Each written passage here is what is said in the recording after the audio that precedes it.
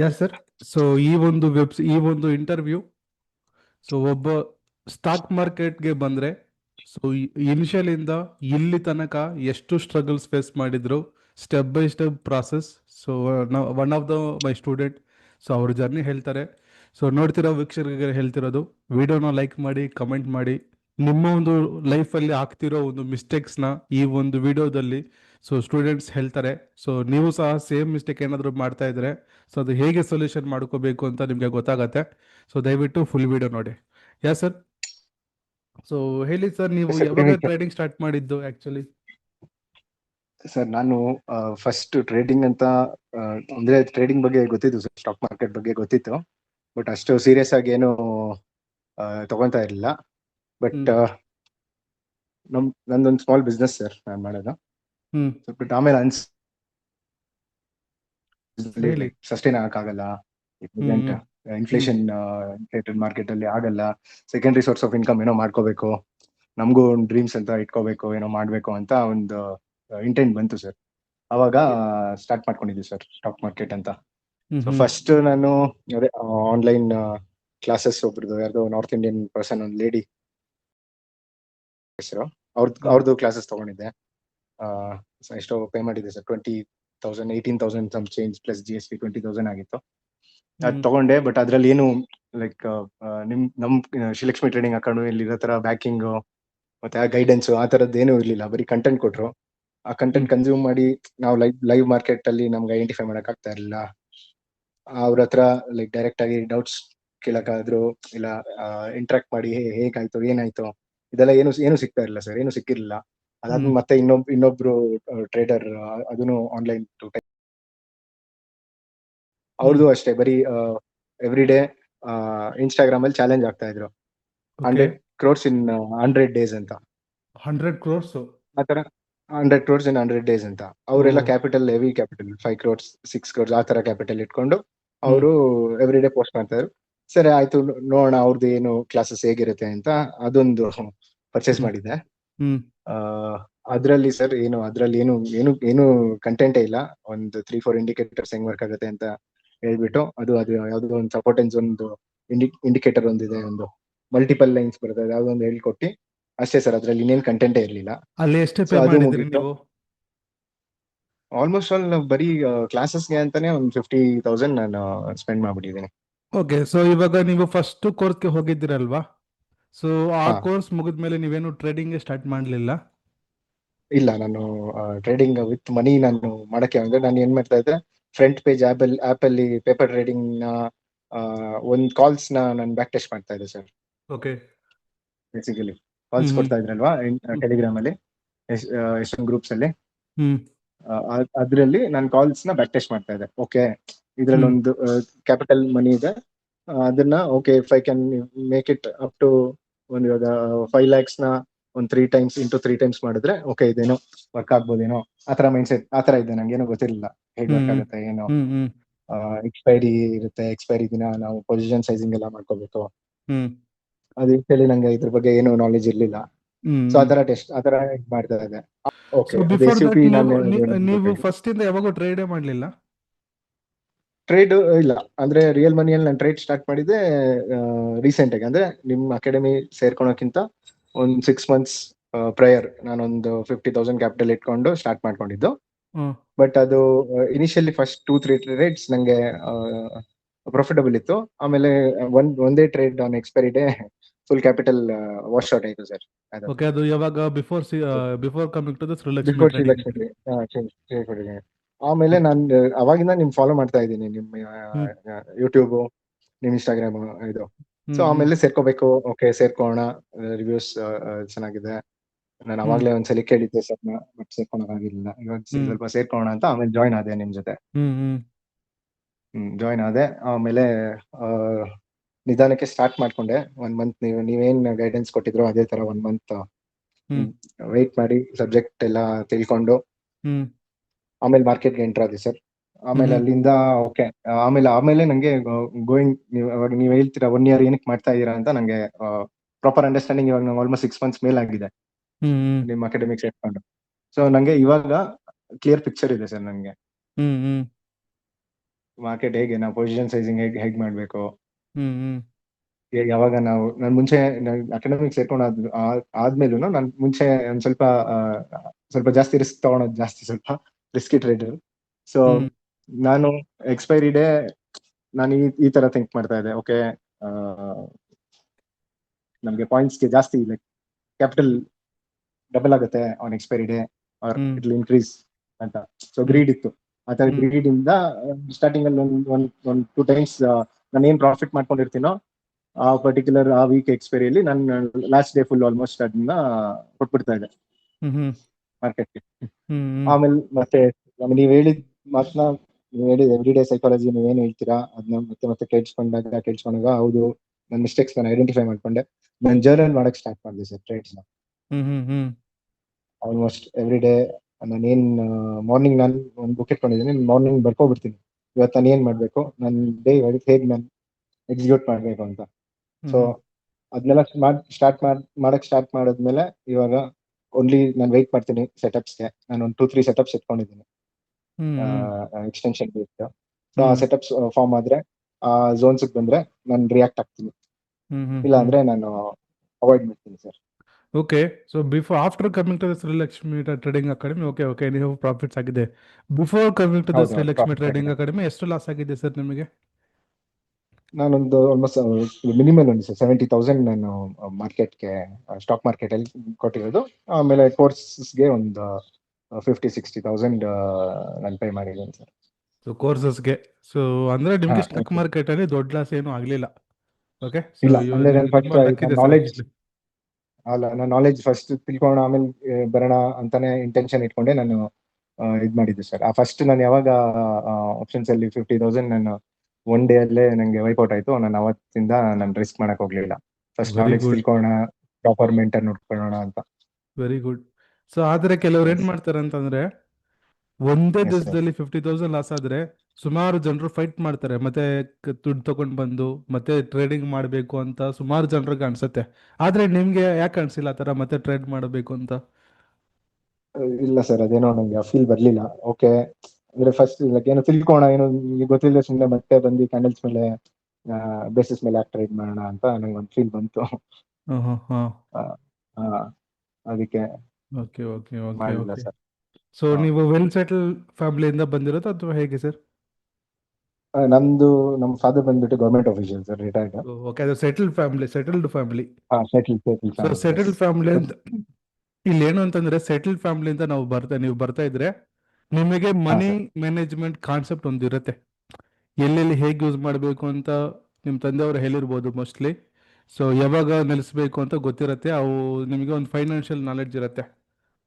Same ಈಗ yes sir. ಅಂದ್ರೆ normal ನಾನು ಮಾಡಿರೋದು MBA ಸರ್. ಅರ್ಥ ಆಗಿಲ್ಲ ಸರ್? ನಾನು MBA ಮಾಡಿರೋದು ಸರ್. ಓಕೆ, MBA ಮಾಡಿರೋದು ಹಲೋ. ನೀವು?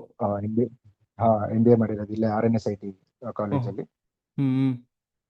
ಬೆಂಗಳೂರಲ್ಲಿ. ಹಾ ಸೊ ಹಾಗಾಗಿ ನಿಮಗೆ ಸೊ ಫೈನಾನ್ಷಿಯಲ್ ಅದೇ ನಾಲೆಡ್ಜ್ ಇದೆ. ಅದು ಹಾಗಾಗಿ ನೀವು ಅವಾಗ ಒಂದು 50,000 ಲಾಸ್ ಯಾವಾಗ ಆಗಿತ್ತು ಅವಾಗೆ ನಿಲ್ಲಿಸ್ಬಿಟ್ಟು ಮತ್ತೆ ನೀವು ಕಲಿಬೇಕು ಅಂತ ಹೌದು ನೀವು ಸರ್. ಸ್ಟಾರ್ಟ್ ಮಾಡಿದ್ದು. ಹೌದು ಸರ್. ಹೌದು ಸರ್. ವೆರಿ ಗುಡ್, ನಾವು ನಮ್ಮ ವೆರಿ ವೆಲ್. ಕಾಲೇಜಲ್ಲಿ ಇದ್ದಾಗಲೇ ನಮ್ಮ ಫ್ರೆಂಡ್ ಟ್ರೇಡಿಂಗ್ ಮಾಡ್ತಾ ಇದ್ರು ಸರ್. ಹ್ಮ್ ಬಟ್ ನಾವು ಅದ್ರ ಬಗ್ಗೆ ಅಷ್ಟೊಂದು ಅವನು ಹೇಳ್ತಾ ಇದ್ದ, ಅವನು ಹ್ಮ್ ಆಪ್ಷನ್ಸ್ ತುಂಬಾ ಇದೆಲ್ಲ ಆಗುತ್ತೆ. ಆಕ್ಚುಲಿ ಫೈನಾನ್ಸ್ ಅಲ್ಲೇನೆ ಟೀಚಿಂಗ್ ಮಾಡ್ತಾನೆ ಹುಬ್ಳಿಯಲ್ಲಿ. ಹ್ಮ್ ಸೊ ಅವ್ನು ಟ್ರೇಡ್ ಮಾಡ್ತಾ ಇದ್ದ. ಬಟ್ ಅವಾಗ ಅವನಿಂದಾನೇ ನಮ್ಗೆ ಇಂಟ್ರೊಡಕ್ಷನ್ ಹ್ಮ್ ಬಂದಿದ್ದು. ಹ್ಮ್ ಅವಾಗಿಂದ ಸ್ವಲ್ಪ ಕೇರ್ಫುಲ್ ಆಗೇನೆ. ಆಮೇಲೆ ನಂಗೆ ಬೇರೆ ಕಮಿಟ್ಮೆಂಟ್ಸ್ ಇತ್ತು, ಫ್ಯಾಮಿಲಿ ಕಮಿಟ್ಮೆಂಟ್ಸ್. ಹ್ಮ್ ಸೊ ಹ್ಮ್ ಇದಕ್ಕೆ ಅಷ್ಟೊಂದು ಟೈಮ್ ಇರಲಿಲ್ಲ. ಹ್ಮ್ ಬಟ್ ಹ್ಮ್ ಇವಾಗ ಒಂದ್ ಸ್ವಲ್ಪ ಎಲ್ಲ ಸಾರ್ಟೆಡ್ ಆಗಿ, ಅಂದ್ರೆ ಮದ್ವೆ ಎಲ್ಲ ಆದ್ಮೇಲೆ ಒಂದ್ ಸ್ವಲ್ಪ ಇದ್ರ ಬಗ್ಗೆ ಇದ್ರ ಕಡೆ ಒಂದ್ ಸ್ವಲ್ಪ ಜಾಸ್ತಿ ಇದ್ ಮಾಡ್ತಾ ಇದ್ದೀನಿ ಸರ್ ಇವಾಗ. ಹ್ಮ್ ಹ್ಮ್ ಹ್ಮ್ ಹ್ಮ್ ಲೈಫಲ್ಲಿ ಇದನ್ನೇ ಲೈಕ್ ಮುಂದಕ್ಕೆ ತಗೊಂಡೋಗೋಣ ಅಂತ. So ಅಂದ್ರೆ ಮಾರ್ಕೆಟ್ ಅಲ್ಲಿ ನೀವು ಆಕ್ಚುಲಿ 4 to 5 ವರ್ಷ ಇಂದ ಇದ್ದೀರಾ? ಇದೀನಿ ಸರ್, ಅಬ್ಸರ್ವರ್ ಆಗಿದ್ದೀನಿ. ಓಕೆ, ಅಂದ್ರೆ ನೀವು ಸಬ್ಜೆಕ್ಟ್ ಮಾತ್ರ ಕಲಿತಾ ಇದ್ದೀರಾ, ನಾನು ಫಸ್ಟ್ ಕಲಿಬೇಕು ಮತ್ತೆ ಬೇಕು ಅಂತಂದ್ರೆ ರಿಯಲ್ ಟ್ರೇಡ್ ಮಾಡ್ಬೋದು ಅಂತ ಇದ್ದೀರಾ. ಅದು ಯಾವಾಗ 50,000 ಹೌದು ಆಯ್ತು ಹೌದು ಮತ್ತೆ ನಿಮ್ಗೆ ತುಂಬಾ ಗೊತ್ತಾಯ್ತು, ಓಕೆ ಲಾಸಸ್ ಜಾಸ್ತಿ ಆಗದೆ, ಹೌದು ಸೊ ಕಲಿಬೇಕು ಅಂತ. ಹೌದು ಸರ್. ಆಮೇಲೆ ಅಷ್ಟು ವೆರಿ ದುಡ್ಡು ವೆಲ್. ಇರ್ಲಿಲ್ಲ ಮತ್ತೆ ತಗೊಂಡ್ ಹಾಕೋಣ ಅಂತ. ಲೋನ್ ಮಾಡಕ್ಕೂ ನಾನು ಇಲ್ಲಿ ತನಕ ನಾನು EMIs ಯಾವುದು ಲೈಫಲ್ಲಿ ತಗೊಂಡಿಲ್ಲ ಸರ್. ನಾನು ತಗೊಂಡಿಲ್ವಾ? ಬಿಲೀವ್ ಮಾಡಲ್ಲ EMI. ಇಲ್ಲ ಸರ್. ಇಲ್ಲಿ ತನಕ ನೀವು ಲೋನೇ ತಗೊಂಡಿಲ್ಲ? ಇಲ್ಲ, EMIs ಅಂತ ತಗೊಂಡಿಲ್ಲ sir. Very good, EMI base super sir. ತಗೊಂಡಿಲ್ಲ, ಹಾ. ಲೋನ್ ತಗೊಂಡಿದ್ದೀನಿ ಸರ್. But hmm. EMI ಇದೇ ತರ ತಗೊಂಡಿಲ್ಲ. Short term loans 2 months 3 months once for all ನಾನು ಕ್ಲಿಯರ್ ಮಾಡಿ. ಓಕೆ, ಗೋಲ್ಡ್ ಲೋನ್ಸ್ ತರ. ಹಾ, ಗೋಲ್ಡ್ ಲೋನ್ಸ್ ತರ. ಎಸ್. ಓಕೆ, ಸೊ ಅದು ಓಕೆ ಆಯಿತು. Very good sir, very good financial knowledge ಇದೆ. I seriously very happy for you sir, seriously. So ಯಾಕಂತಂದ್ರೆ thank you sir. Same ಈಗ ನಿಮಗೆ ಒಂದೇ ದಿವಸ ಅಲ್ಲಿ 50,000 ಲಾಸ್ ಆಯಿತು, ಸೇಮ್ ಹಾಗೆ ಬೇರೆ ಒಬ್ಬರಿಗೆ ಆಗಿದ್ರೆ ಅಂಥವ್ರು ಖಂಡಿತ ಲೋನ್ ತಗೊಂಡು ತುಂಬ ಹಾಳು ಮಾಡಿಬಿಡ್ತಾರೆ ಮನಿನ. ನಿಮಗೆ ಒಂದು ಫೈನಾನ್ಷಿಯಲ್ ನಾಲೆಡ್ಜ್ ಇದೆ, ಹಾಗಾಗಿ ನೀವು ಅವಾಗ ನಿಲ್ಲಿಸ್ಬಿಟ್ಟು ಸೊ ಕಲಿಬೇಕು ಅಂತ ಒಂದು ಥಾಟ್ ಬಂತಲ್ವಾ. ಇವಾಗ ನೀವು ನೋಡ್ತಿರೋ ವೀಕ್ಷಕರಿಗೂ ಸಹ ನಿಮಗೂ ಸಹ ಹೇಳ್ತಿರೋದು, ಫೈನಾನ್ಷಿಯಲ್ ನಾಲೆಡ್ಜ್ ತುಂಬ ಇಂಪಾರ್ಟೆಂಟ್ ಇದೆ. ಈಗ ನೀವು ನೋಡಿ, ಒನ್ ಆಫ್ ಅವರ್ ಸ್ಟೂಡೆಂಟ್ ಮಾರ್ಕೆಟಲ್ಲಿ ಆಲ್ಮೋಸ್ಟ್ 3 to 4 years ಇಂದ ಇದ್ದಾರೆ. ಒಂದು ಸತಿ ಒಂದೇ ದಿವಸ ಅಲ್ಲಿ 50,000 ಲಾಸ್ ಆಗಿತ್ತು. ಅವರು ಸೆಟಲ್ಡ್ ಫ್ಯಾಮಿಲಿ, ಒಂದು ಫೈನಾನ್ಷಿಯಲ್ ನಾಲೆಡ್ಜ್ ಇದೆ. ಈವನ್ ಸಾರು ಸಹ MBA ಮಾಡಿರೋದು ಫೈನಾನ್ಸಲ್ಲಿ, ಹಾಗಾಗಿ ಫೈನಾನ್ಷಿಯಲ್ ನಾಲೆಡ್ಜ್ ಇದೆ. ಇಲ್ಲ ಲಾಸ್ ಆಯಿತು ಅಂತ ನಿಲ್ಲಿಸ್ಬಿಟ್ಟು ಕಲಿಬೇಕು, ಕಲಿತು ಟ್ರೇಡ್ ಮಾಡಬೇಕು ಅನ್ನೋ ಒಂದು ಎಜುಕೇಟೆಡ್ ಆಗಿ ಥಿಂಕ್ ಮಾಡಿಬಿಟ್ಟು ಒಳ್ಳೆ ಡಿಸಿಷನ್ ತಗೊಂಡು ಸ್ಟಾಕ್ ಮಾರ್ಕೆಟ್ಗೆ ಅಷ್ಟು ದುಡ್ಡು ಕೊಡಲಿಲ್ಲ. ಓಕೆ, ಸೊ ಮತ್ತೆ ಬೇರೆ ಬೇರೆ ಒಂದು ಅಕಾಡೆಮೀಸ್ಗೆ ಹೋಗಿಬಿಟ್ಟು ಹೋಗಿದ್ದಾರೆ. ಕೆಲವು ಕಡೆ 20,000 ಕೊಟ್ಟಿದ್ದಾರೆ, ಕೆಲವು ಕಡೆ 15,000 ಕೊಟ್ಟಿದ್ದಾರೆ ಫೀಸು, ಆದರೂ ಸಹ ಎಲ್ಲೂ ಯೂಸ್ ಆಗಲಿಲ್ಲ. ಸೊ ಕೊನೆಗೆ ಇವಾಗ ನನ್ನ ಹತ್ರ ಬಂದು ನಿಮಗೆ ಹೇಗಿದೆ ಸರ್ ಜರ್ನಿ ಶ್ರೀಲಕ್ಷ್ಮಿ ಟ್ರೇಡಿಂಗ್ ಅಕಾಡೆಮಿಗೆ ಬಂದು? ಸರ್ ತುಂಬಾ ಒಂಥರ ಹೇಳ್ಬೇಕಂದ್ರೆ ಅಲ್ಟಿಮೇಟ್ ಆಗಿದೆ ಸರ್, ಲೈಕ್ ಜರ್ನಿ. ಅಂದ್ರೆ ನೀವು ನಂಗೆ ಬಿಫೋರ್ ಪರ್ಸನಲಿ ನೋಡಿದ್ರಲ್ವಾ, ಕೇಳಿದ್ರೆ ಅಷ್ಟು ಬೇರೆ ಬೇರೆ ಒಂದು ಅಕಾಡೆಮೀಸ್ ನೋಡಿದ್ರಲ್ವಾ, ಅದಕ್ಕೂ ಮತ್ತೆ ಇದಕ್ಕೆ ಹೌದು ಸರ್. ಕಂಪೇರ್ ಮಾಡಿದ್ರೆ ಹೇಗೆ ಅದು ಅನಿಸ್ತತ್ತೆ ಅದು ನಿಮಗೆ? ಅದಕ್ಕೂ ಇದಕ್ಕೂ ಕಂಪೇರ್ ಮಾಡಿದ್ರೆ ಲೈಕ್ ನನ್ಗೆ ಇವಾಗ ಲಿಟ್ರಲಿ ನಂಗೆ ನನ್ ತರ ಚಾರ್ಟ್ಸ್ ನ ರೀಡ್ ಮಾಡ್ತಾ ಇದೀನಿ ಅನ್ನೋ ಫೀಲಿಂಗ್ ಬರುತ್ತೆ ಸರ್, ಇವಾಗ ನೀವು ಕೊಟ್ಟಿರೋ ಸಬ್ಜೆಕ್ಟ್ ಇಂದ ಗುಡ್. Almost all. ಸೊ ಇವಾಗ ನನ್ನ ಮತ್ತೆ ಹತ್ರ ಎಲ್ಲ ಬಂದು ನಂಗೆ ಟ್ರೇಡಿಂಗ್ ಮಾಡಿಬಿಟ್ಟು ಪ್ರಾಫಿಟ್ಸ್ ಆಗಿದೆ ಅಥವಾ ಇನ್ನೂ ಲಾಸಸ್ ಇದೆಯಾ ಸರ್? ನಿಮಗೆ ಲಾಸಸ್ ಆಗಿದೆಯಾ? ಇಲ್ಲ ಸರ್, ಇವಾಗ ಪ್ರಾಫಿಟ್ಸ್ ಅಲ್ಲಿ ಇದ್ದೀನಿ, ಹ್ಮ್. ಲಾಸಸ್ ಏನಾಗಿಲ್ಲ. ಬಟ್ ಅದೇ ಒಂದ್ ಸ್ವಲ್ಪ ನನ್ನ ಪ್ರಾಫಿಟ್ಸ್ ನ ಆಚೆ ತೆಗ್ದು ಒಂದ್ ಸ್ವಲ್ಪ ಬೇರೆ ಕಡೆ ನನ್ನ ಕಮಿಟ್ಮೆಂಟ್ಸ್ ಇತ್ತು ಸರ್, ಅಲ್ಲಿ ಇದ್ ಮಾಡ್ತೀನಿ. ಓಕೆ, ಅದು Streamline ನೀವೇನು ಮಾಡ್ಕೊಂಡಿದ್ದೀನಿ. ಟ್ರೇಡಿಂಗ್ ಮಾಡಿದ್ದೀರಾ ಮತ್ತೆ ಪ್ರಾಫಿಟ್ ನ ತಗೊಂಡು ಏನೋ ಬೇರೆ ಕೆಲಸಕ್ಕೆ ಯೂಸ್ ಮಾಡ್ಕೊಂಡಿದ್ದೀರಾ? ಅದು ಬೇರೆ ಕಡೆ ಸ್ಟ್ರೀಮ್ ಮಾಡ್ಕೊಂಡಿದ್ದೀನಿ. ಮತ್ತೆ ನನ್ನ ಬೇಸಿಕ್ಸ್ ವಾಪಸ್ ನಾನು ಎಷ್ಟು ಕ್ಯಾಪಿಟಲ್ ಇಂದ ಸ್ಟಾರ್ಟ್ ಮಾಡೋದು, ಮತ್ತೆ ಅಲ್ಲಿಂದ ಮತ್ತೆ ಬಿಲ್ಡ್ ಮಾಡೋಣ. Okay okay, very good very good. ಆದರೆ ನನ್ನ ಹತ್ರ ಬಂದು ಪ್ರಾಫಿಟ್ ನೋಡಿಬಿಟ್ಟು ನೀವು ವಿತ್ಡ್ರಾ ಮಾಡಿಕೊಂಡು ಬೇರೆ ಕೆಲಸಕ್ಕೂ ಸಹ ನೀವು ಯೂಸ್ ಮಾಡಿದ್ದೀರಾ. Very yes good. Yes. So ಇವಾಗ ಟ್ರೇಡಿಂಗ್, ಇವಾಗ ನೆಕ್ಸ್ಟ್ ನೀವೇನಾದರೂ ಇಲ್ಲ ನಾನು ಇನ್ನೂ ಕಲಿಬೇಕು ಅಂತ ಏನಾದರೂ ಇದೆಯಾ, ಅಥವಾ ಇವಾಗ ನಾನು ಟ್ರೇಡಿಂಗ್ ಜರ್ನಿ ಸ್ಟಾರ್ಟ್ ಮಾಡ್ಬೋದು ಅಂತ ಇದೆಯಾ? ಆ ಥರ ಥಿಂಕಿಂಗ್, ಯಾವ ಥರ ಥಿಂಕಿಂಗ್ ಇದೆ ಇವಾಗ ನಿಮಗೆ? ಇಲ್ಲ ಸರ್, ಇನ್ನ ಕಲಿಯೋದು ಇನ್ನ ತುಂಬಾ ಇದೆ ಸರ್. ಇನ್ನೂ ಕಲಿಯೋದು ತುಂಬ ಇದೆ. S S. ಸೊ ಇವಾಗ ನಿಮ್ಮ ಹತ್ರ ಇರೋ ಒಂದು ಸ್ಟ್ರಾಟಜೀಸ್ ಅಲ್ಲಿ ನಾನು Yes, sir. ಸಸ್ಟೈನ್ ಆಗ್ಬೋದು, ನಿಮ್ಮ ಹತ್ರ ಇರೋ ಒಂದು ಸೈಕಾಲಜಿಯಿಂದ ಸಸ್ಟೈನ್ ಆಗ್ಬೋದು ಅಂತ ನಂಬಿಕೆ ಇದೆಯಾ? 100% ಸರ್. ಯಾಕಂತಂದ್ರೆ ನಿಮ್ಗೆ ತುಂಬಾ ಚೆನ್ನಾಗಿ ಫೈನಾನ್ಷಿಯಲ್ ನಾಲೆಡ್ಜ್ ಇದೆ, ಸೊ ಹಾಗಾಗಿ ಹೇಳ್ತಿರೋದು. ನನ್ಗೆ ಇವಾಗ ಓನ್ಲಿ ವಿತ್ ಒನ್ ಲಾಟ್ಸ್ ಬರೀ ಒನ್ ಲಾಟ್ ಅಲ್ಲಿ ಟ್ರೇಡ್ ಮಾಡಿದ್ರು ನಾನು ಒಂದು 3-4 ಟ್ರೇಡ್ಸ್ ಕ್ಯಾಪ್ಚರ್ ಮಾಡಿ ಸ್ಟಾಪ್ ಲಾಸ್ ಇಟ್ಟಾದ್ರು ಒನ್ ಲಾಟ್ಗೆ ಈಸಿಲಿ ಇನ್ ಅ ಡೇ ನಾನು ಒಂದು 3,000-4,000 I will take sir. Very good very good, without super pressure. Super. ಅಷ್ಟು ಬೇಸಿಕ್ ಕಾನ್ಫಿಡೆನ್ಸ್ ಅಂತೂ ಅಷ್ಟಂತೂ ಇದೆ ಸರ್. ನಾನು ಎಲ್ಲೋದ್ರೂ ಐ ಕ್ಯಾನ್, ನನ್ಗೆ ಅಷ್ಟು ಈ ನಾಲೆಜ್ ಇದೆಯಲ್ಲ, ಈ ನಾಲೆಜ್ ಇಂದ I will basic survival also I will do ಅಂತ ಅಷ್ಟು ನನಗೆ ಆ ಕಾನ್ಫಿಡೆನ್ಸ್ ಅಂತೂ 100% ಇದೆ. Very good very good sir, super. So financial knowledge ತುಂಬಾ ಚೆನ್ನಾಗಿದೆ ನಿಮಗೆ, ಮತ್ತೆ ಡಿಸಿಷನ್ ಮೇಕಿಂಗ್ ಸಹ ತುಂಬಾ ಚೆನ್ನಾಗಿದೆ ಸರ್. ಸೊ ರೇರ್ ಆಗಿ ನೋಡ್ತಾ ಇರ್ತೀನಿ ಇಂಥವ್ರನ್ನ. I feel very happy for you, seriously. So Thank you, ಮತ್ತೆ sir. ಯಾವಾಗಾದ್ರೂ ನನ್ನ ಹತ್ರ ಬಂದು ಯಾವಾಗಾದ್ರೂ ಓವರ್ ಟ್ರೇಡಿಂಗ್ ಮಾಡಿದ್ದೀರಾ? ಆಗಿದೆ ಸರ್ ಓವರ್ ಟ್ರೇಡಿಂಗ್. ಅದೇ ಒಂದ್ ಸ್ವಲ್ಪ revenge trading stop loss hit ಆದಾಗ, ಅದೇ ಎಸ್ಪೆಷಲಿ ಎಕ್ಸ್ಪೈರಿ ಡೇ ದಿನಾನೇ ನಾನು ಹೆವಿ ಇದ್ ಮಾಡ್ಕೋತೀನಿ. ಬಟ್ ಇವಾಗ ಎಕ್ಸ್ಪೈರಿ ಡೇ ನಾನು I will only one trade ಹೋಗ್ತೀನಿ. ಓಕೆ, ಅದನ್ನ ಇವಾಗ ನೀವು ಹೇಗೆ ಓವರ್ಕಮ್ ಮಾಡಿದ್ದೀರಿ ಅದನ್ನ? ಅದೇ ಸರ್, ನಾನು ಏನ್ ಮಾಡ್ತಿದ್ದೆ, ಮಿಸ್ಟೇಕ್ ಏನ್ ಮಾಡ್ತಾ ಇದ್ದೆ, ಎಕ್ಸ್ಪೈರಿ ಡೇ ನನ್ನ ಲಾಟ್ ಸೈಜಸ್ ಜಾಸ್ತಿ ಮಾಡ್ಕೊಂಡ್ರೆ ಅದನ್ನ ಅವಾಯ್ಡ್ ಮಾಡ್ತಾನೆ. ಇವಾಗ ಅದನ್ನ ಕಂಪ್ಲೀಟ್ಲಿ ನಲಿಫೈ ಮಾಡಿದ್ದೀನಿ. ಲಾಟ್ ಸೈಜ್ ನಾನು ಜಾಸ್ತಿ ಹೋಗಲ್ಲ. ನನ್ನ maximum expiry day lot size ಬಂದ್ಬಿಟ್ಟು ನಾನು 10 ಲಾಟ್ಸ್ ಇಟ್ಕೋತೇನೆ ಸರ್, ಅಷ್ಟೇ. ಅದ್ರಲ್ಲಿ 10 ಲಾಟ್ಸ್ ಮಿನಿಮಮ್ ಒನ್ ಟ್ರೇಡ್ ಅಷ್ಟೇ. ಒನ್ ಡೇಗೆ ಒನ್ ಟ್ರೇಡ್ ಎಕ್ಸ್ಪೈರಿ ಡೇ. ಇಲ್ಲ ನಾನು ನೆಕ್ಸ್ಟ್ ಕಾಂಟ್ರಾಕ್ಟ್ ತಗೊಂಡು ಅದರಲ್ಲಿ ಟ್ರೇಡ್ ಮಾಡ್ಕೋತೀನಿ. ಓಕೆ, ಸೊ ಇವಾಗ ಓವರ್ ಟ್ರೇಡಿಂಗ್ ಮಾಡೋದೇನಾದ್ರೆ ಮತ್ತೆ ಇವಾಗೂ ಸಹ ಇದೆಯಾ, ಅಥವಾ ಇಲ್ಲ ನಾನು ಡೈಲಿ ಒಂದೇ ಟ್ರೇಡ್ ಮಾಡ್ತಿದ್ದೀರಾ ಹಾಗಿದೆಯಾ? ಇಲ್ಲ, ಓವರ್ ಟ್ರೇಡಿಂಗ್ ಏನಿಲ್ಲ. ಪರ್ ಡೇ ಒಂದು 2-3 ಟ್ರೇಡ್ಸ್ ನಾನು ತಗೋತೀನಿ. So maximum 2 or 3 trades maximum. Maximum 2 or 3 trades. Okay, so trade ಮಾಡಿದ್ರೆ ಟಾರ್ಗೆಟ್ ಬರೋ ತನಕ ವೇಟ್ ಮಾಡ್ತಿದ್ದೀರಾ ಅಥವಾ ಬೇಗ ಎಸ್ ಸರ್, ಮುಗಿಸ್ಬಿಡ್ತೀರಾ? ಅದೆಲ್ಲ ಇಲ್ಲ ಇಲ್ಲ, ಅದೆಲ್ಲ ನಾನು ವೇಟ್ ಮಾಡ್ತೀನಿ ಸರ್. ಒಂದ್ಸಲಿ ಸೆಟ್ ಮಾಡ್ಬಿಟ್ಟು ಬಿಟ್ಬಿಡ್ತೀನಿ ಸರ್ ನಾನು. ಓಕೆ, ಟಾರ್ಗೆಟ್ ಬರೋ ತನಕ ತಾಳ್ಮೆಯಿಂದ ಇರ್ತೀರಾ ಎಷ್ಟು ಅವರ್ಸ್ ಆದ್ರೂ ಸಹ. ನನ್ನ ಟಾರ್ಗೆಟ್ ನಾನು ಇದ್ ಮಾಡ್ಬಿಡ್ತೀನಿ. ನಾನು ದಿಸ್ ಇಸ್ ಮೈ ಟಾರ್ಗೆಟ್, ಎಷ್ಟಾದ್ರೂ ಹೋಗ್ಲಿ, ಲೈಕ್ ನಂದು ಟಾರ್ಗೆಟ್ ಅಲ್ಲಿಗೆ ನಾನು ಸೆಟ್ ಮಾಡಿ ಬಿಟ್ಬಿಟ್ಟಿರ್ತೀನಿ. ಓಕೆ, ಸೈಕಾಲಜಿ ಬಿಲ್ಡ್ ಆಗಿದೆ. ಟ್ರಿಗರ್ ಆಗುತ್ತೆ. Yes sir, yes sir, build ಆಗಿದೆ psychology. Very good, very good, ಅದೇ ವೆರಿ ಗುಡ್. ಸಬ್ಜೆಕ್ಟ್ ಗೊತ್ತಿರೋದ್ರಿಂದ ಆಮೇಲೆ ನೀವು ಎಲ್ಲಿ ಎಂಟ್ರಿ, ಹೇಗೆ ಎಂಟ್ರಿ ಆಗ್ಬೇಕು, ನಾವು ಎಕ್ಸಿಟ್ ಎಷ್ಟು, ನಾವು ರಿಸ್ಕ್ ಮಾಡೋದು, ಅದೇ ಒಂದು ಕಾನ್ಫಿಡೆನ್ಸ್ ಬಂದಿದೆ ಸರ್ ಹೋಗ್ತಾ ಹೋಗ್ತಾ. ಇವಾಗ ನಮ್ಮ ಎಷ್ಟೆಲ್ಲಿ ಇಷ್ಟು ಪಾಯಿಂಟ್ಸ್ ಕೊಟ್ರೆ, ನಾನು ಅದೇ ಸ್ಟಾರ್ಟಿಂಗ್ ಅಲ್ಲಿ ನನ್ನ ಮಿಸ್ಟೇಕ್ ಏನ್ ಮಾಡ್ತಾ ಇದ್ರೆ, ನಾನು ಮನಿ ನೋಡ್ತಾ ಇದ್ದೆ. ಓಕೆ, ಇವಾಗ ಪ್ರಾಫಿಟ್ 4800 ತೋರಿಸ್ತಾ ಇರುತ್ತೆ, 5000 ಆಗ್ಬಿಡ್ಲಿ. ಅದೇ ಪ್ರಾಫಿಟ್ ನೋಡ್ತಾ ಇದ್ರಿ ಎಲ್ಲರ ತರ. ಹಾ, ಹೌದು, ಪ್ರಾಫಿಟ್ ಈಗ ನೋಡ್ತಾ ನಿಮ್ಗೆ ಇದ್ದೆ. ರಿಯಾಲಿಟಿ ಗೊತ್ತಾಯ್ತಾ? ಹೌದು ಸರ್, ಗೊತ್ತಾಯ್ತು. ಸೊ ಪ್ರಾಫಿಟ್ಸ್ ನೋಡೋದು ಅವಾಯ್ಡ್ ಮಾಡಿ, ಕಾನ್ಸಂಟ್ರೇಟ್ ಆನ್ ಪಾಯಿಂಟ್ಸ್, ಅದು ಆಟೋಮೆಟಿಕ್ ಆಗಿ ಪ್ರಾಫಿಟ್ಸ್ ನಮಗೆ it will be there. Very good, very good. ಇದು ಯಾರು ಹೇಳಲ್ಲ ಸರ್. ಇಡೀ ಸ್ಟಾಕ್ ಮಾರ್ಕೆಟ್ ಅಲ್ಲಿ ಎಲ್ರು ಪ್ರಾಫಿಟ್ ಇಷ್ಟು ಮಾಡಬೇಕು ಅಂತ ಹೇಳ್ತಾರೆ. ಪಾಯಿಂಟ್ಸ್ ನ ಕ್ಯಾಪ್ಚರ್ ಮಾಡಿದ್ರೆ ದುಡ್ಡಿರೋದು ಸ್ಟಾಕ್ ಮಾರ್ಕೆಟ್ ಅಲ್ಲಿ. ಓಕೆ, ಅದು ಯಾರು ರಿಯಲ್ ಆಗಿ ಪ್ರಾಫಿಟಬಲ್ ಟ್ರೇಡರ್ ಆಗಿರ್ತಾರೆ ಅವ್ರಿಗೆ ಗೊತ್ತಾಗತ್ತೆ. I think you got the point. Very good. So ಯಾರಾದರೂ ಇಲ್ಲಿ ನೋಡ್ತಿರೋ ವೀಕ್ಷಕರಿಗೆ ಸೊ ಒಂದು ಮನಿ ಮ್ಯಾನೇಜ್ಮೆಂಟ್ ಬಗ್ಗೆ ಒಂದು ಹೇಳಿ.